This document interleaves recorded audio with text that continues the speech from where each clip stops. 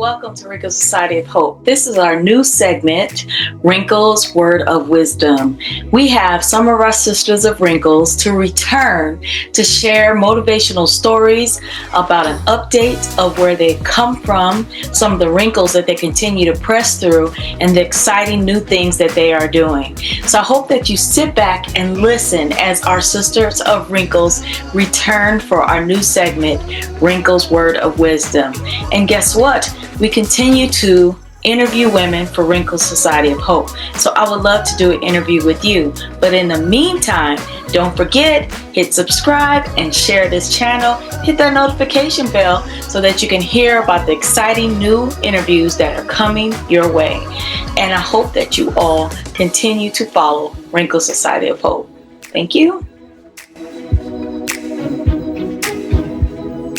Hello, Wrinkles family. Today is our first episode of our first new segment of Wrinkles Word of Wisdom. Word of Wisdom. And the reason why I'm calling it Word of Wisdom, because it's our Wrinkles sisters are returning to share some wisdom with you, some updates, and maybe some wrinkles that they currently or have pressed through that they just want to share with you today. So I brought my sister back. She was on episode in August of 2020. So it's been over 5 years since she came to the Wrinkles family, and she is back and she's going to introduce herself to you all. Hey everyone, my name is Kellie Rhymes, and I am a women's hair loss support and authenticity coach. And I am also a TV producer now, I can say that, of the Bougie Baldy show. So I am happy to be back, Summer, and I'm ready to get into it. Well, let's get into it. So, as we talked before, over 5 years ago, we talked about this beautiful skin and how you would feel. But as I see, you still have not had any changes. Don't look like you have any wrinkles. Have you had any physical changes that really, what did you think about that if you did? Physical wrinkles, I can say, I don't know if this is a physical wrinkle. I just had a lot of changes, of course, in life, which one is me since 2020, me coming out and actually talking about my journey with alopecia. I don't call it a wrinkle now, just because I am on the other side of it, of acceptance and all of that. But for me to be able to have the courage to talk about my story and affect other people, I think that's pretty cool. And then I think the other part, and again, this is still not a major wrinkle, it's more of just a change in life. It's just me relocating to another country. So, that's a big change. So let's touch on both of those wrinkles. First, you moved out of the country. Where are you now? And you're here in Arizona, and then you went to another state. So tell me about that journey of relocating. Yes. So, okay, let me back up, because a while ago, I want to say this was 2014. Yeah, about 2014, I went to China and I lived there for a year, and I was teaching English for a year. And I was like, okay. Now, I did not stay beyond that year because I felt like I wanted to go to another place. So I ended up going back to my hometown in St. Louis. I was there for a while, got my master's degree, then ended up getting married, moved to Arizona, which is where I met you. And then after Arizona, I was like, okay, I'm tired. I'm ready to get back closer to family. So I went back to St. Louis, and then the pandemic hit. So I was in St. Louis, not intending to be there as long as I was thinking, oh, I'll just be here for a year, and then until I figure out where I want to go, because I knew either I wanted to go to another city or I wanted to go back out the country. But the pandemic hit, and then I got kids, and then life was just life. And I'm like, okay, I'm still here, and it's 2025. But in 2025 is when I officially made my decision to say, okay, we're out. We're gone, and we have moved to Medellin, Colombia. How is that? Oh, it's lovely. It's lovely. I'm not going to say it's always easy, of course, because it's a different culture, different language, different way of doing things. However, my quality of life is so much better. I'm able to get like help in the house. I have a nanny who helps with the kids and cleaning and cooking and errands and all that kind of stuff, and I can afford it. It's very reasonable. I have fresh food. We have sunshine, fresh air all the time. It's good. The energy of the city is good. We always have something to do because there's always an activity or something happening here in Medellin. So we're good. We're enjoying it. Don't make me jump on a plane now. Girl, come on out. Come on out. Don't get scared by the news because it's not necessarily true. So come on out and see for yourself. Definitely will have to do that. Definitely. Now let's talk about the changes, like you said, the changes of why you have your show and just your advocacy. What changes happen? Well, yeah. So basically, I had started having hair loss when I was like in my late 20s, early 30s. Even before I got married, I had hair loss, and I just was like, I didn't know what to do, so I just kept covering it up. I was wearing wigs and weaves and all of the things to cover it up, and basically eventually, and this is when I was in Arizona. I was just like, I'm tired. This was after my husband had passed away. I was just like, I'm ready to be me, even though Greg, who's my former husband, he knew I had hair loss. I talked to him about it when we were dating and all of the things, and he was fine, with it.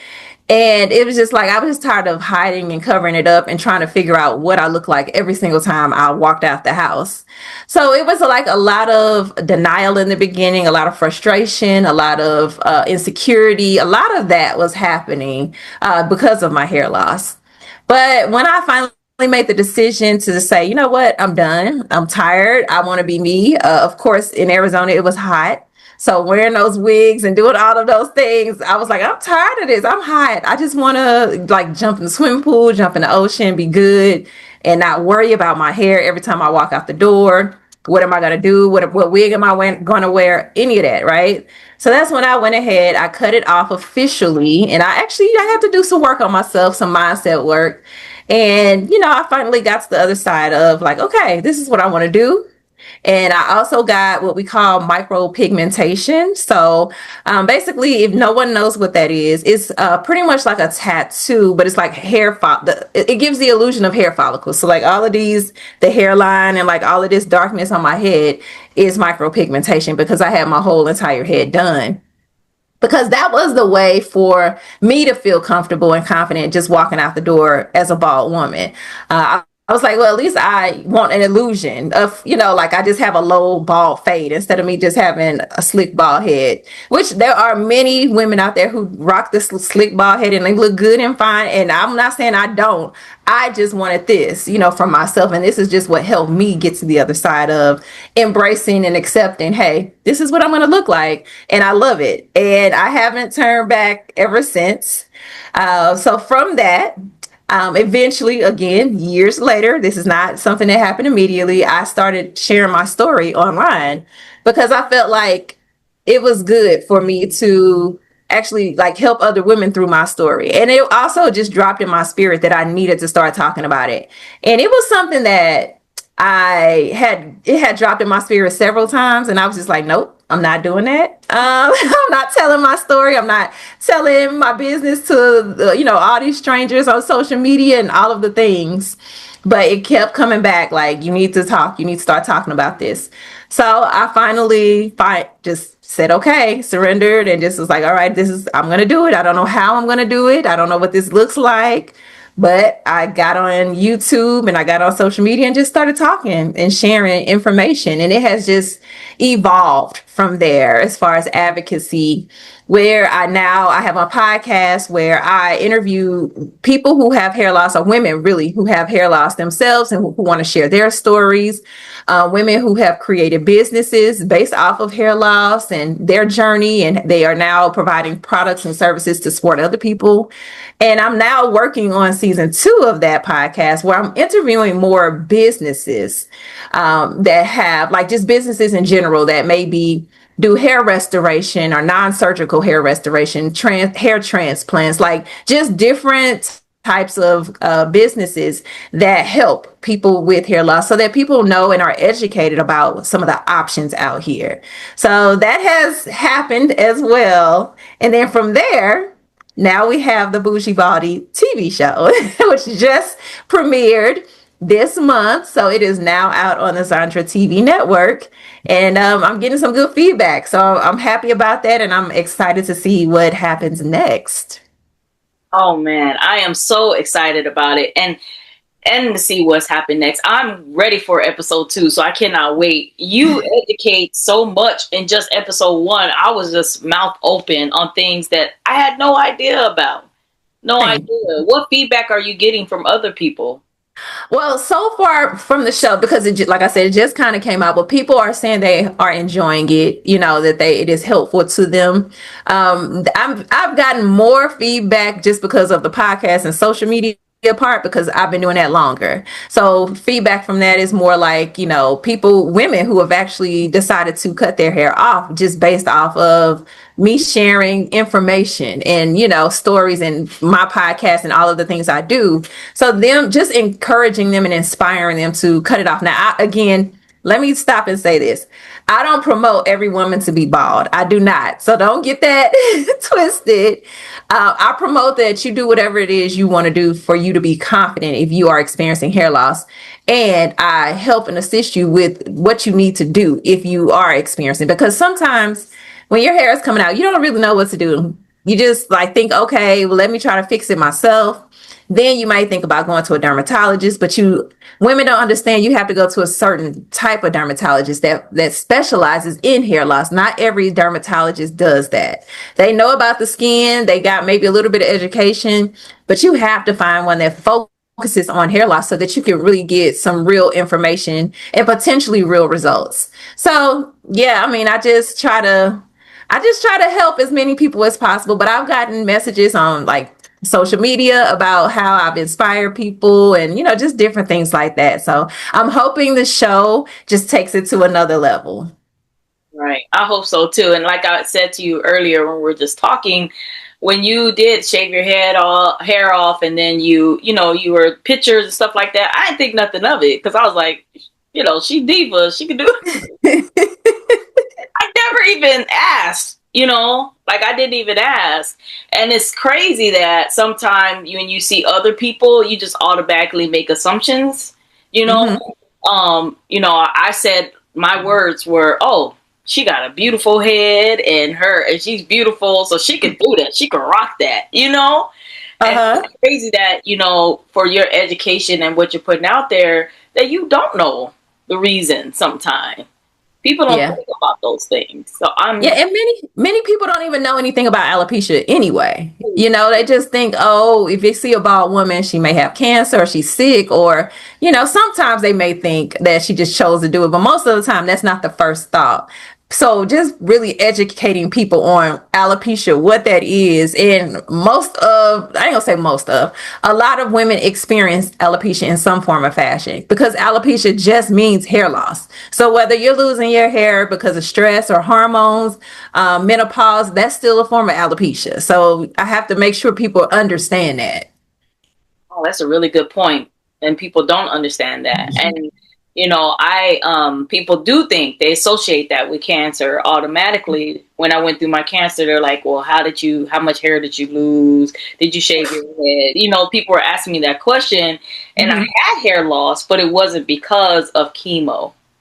I had hair loss because of my anesthesia and my surgeries. So people were asking me those questions, which I think that is so great that you're out educating people in general just about hair loss.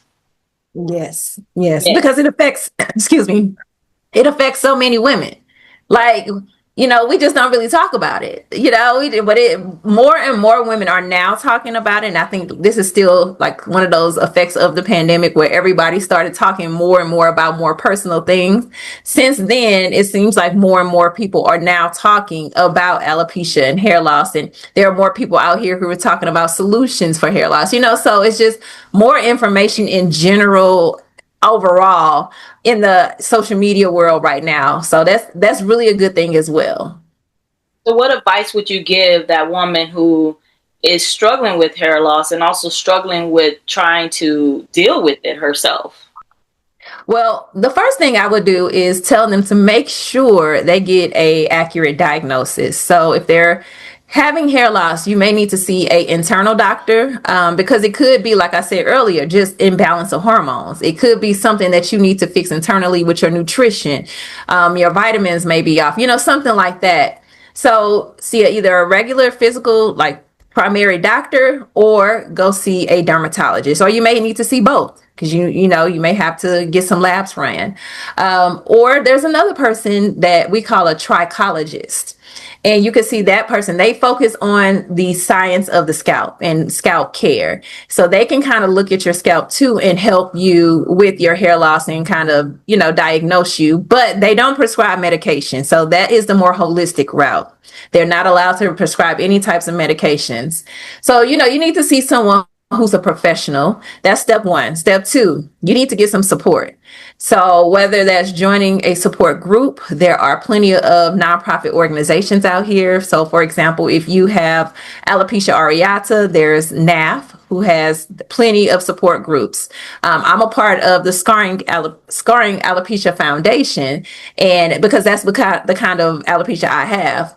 So I have run one of their support groups. So there are different support groups out there, whether it's with a nonprofit or it could just be with just a regular group of people who decided to get together and form a support group. There are also plenty of Facebook groups out here for people with hair loss, different forms. It's a lot. So you can kind of go out there and start searching and join one of those communities and start posting. If you need to share your story, share how you're feeling, because I guarantee you somebody's going to respond back to you. In all of these types of support, somebody's going to respond to you and say they know how you feel and this is what they did, and offer you some advice. So getting a part of some type of support is definitely beneficial. Also, if you can have some good friends and family around you to support you, that's always going to be helpful. I know we may not all have that, but if you do, then those are you're going to be your cheerleaders as well. If you make the decision to, go get a wig for the first time, those are going to be the people who let you know you look good. They cheer you on. They're going to be there to walk with you along the way. If you decide to cut it off,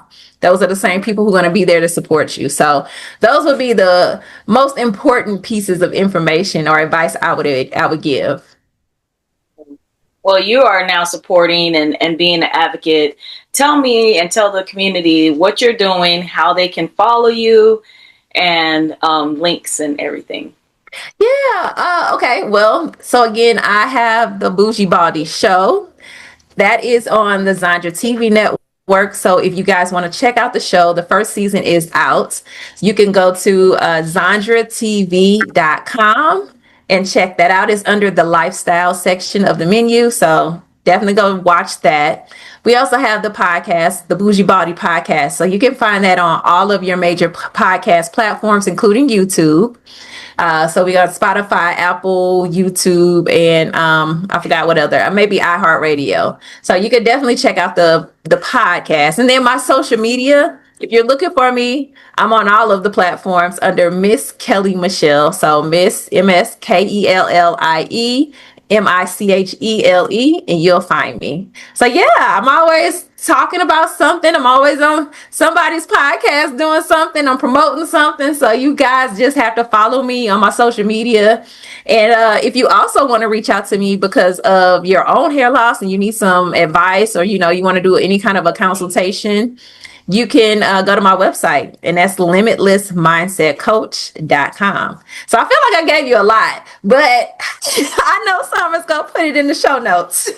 I will have all the links here. And of course, you can go to wrinklesocietyhope.org and see this beautiful woman's face and click on the link, and we'll have it directly to her website. So we definitely are excited about that.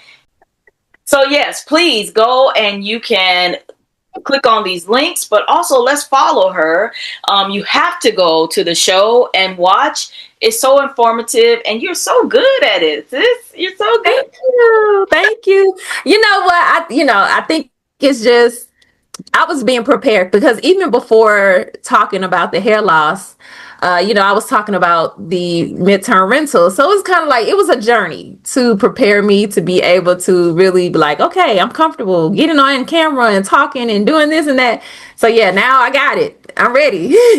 You ready? I mean, it sounds like, life is like every stepping stone. Cause as I look back on our 2020 interview, you were talking about the CBD, that you were starting then, Yep. and like you said, you started, podcasting about the rentals and helping people with that. And now you're really, I mean, this sounds like an explosion of, advocate for something that you're living through. Right. You know, Right. Because I felt like it was important to do something that I actually care about and can make a difference. Like, I was talking about the rentals, but that was a skill I had. It was like, okay, I have this, I have this knowledge, I can share it with people, but that was it. And I wasn't really being fulfilled unless I got like a good report back from somebody. Oh, their house is filled or this or that, the good progress from the work that I've done with them. But I wanted to do more. I was like, I feel like there's more I need to be doing in this world, and I found it. So I'm enjoying it. I want to continue with it. So hey, we're gonna be positive and say we're gonna continue. We're gonna have season 2 of the show, and we're gonna keep it moving. keep it moving. So let's just say one more question. You got a t-shirt made today.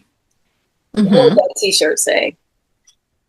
And I felt like I might have said this on my last podcast with you, the first one we had, but I would say life. I always say life, and life means live in freedom every day.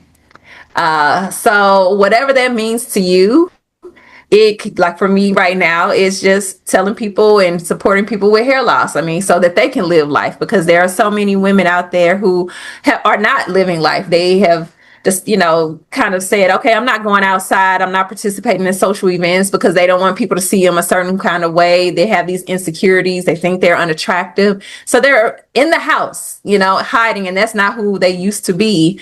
So I would say live life, whatever that looks like, on your terms, and just live in freedom. Part of me living in freedom every day is also relocating to another country, so that's just part of me. So whatever that looks like for you, that makes you happy. So whatever that looks like for your life, whatever makes you happy, whatever you feel like is fulfilling your purpose on this earth, that's what I want you to do. So yeah, that's what I would put on a shirt. Live life in freedom every day, or just life. Well, it must be a mantra that you continue to embrace, because you said live life to the fullest in 2020. So it's a mantra that keeps you going, it sounds like. Yes, it is. And it's been around for a while. Right. And that's truly how I live my life. Like I know I might do some things different than other people. I might take more risks than other people. But again, I feel like that is how I'm able to experience life. If you don't try, you never know, right? So there you go. That's right. And listen, you are somewhere else and living your life, your best life. And I'm loving all of it. So, sis, thank you so much for coming to Wrinkles again. You're welcome. Thank you for having me again. Definitely, of course, as you continue to grow, we continue to follow. And I'm so excited to see what's to come. Yes, thank you.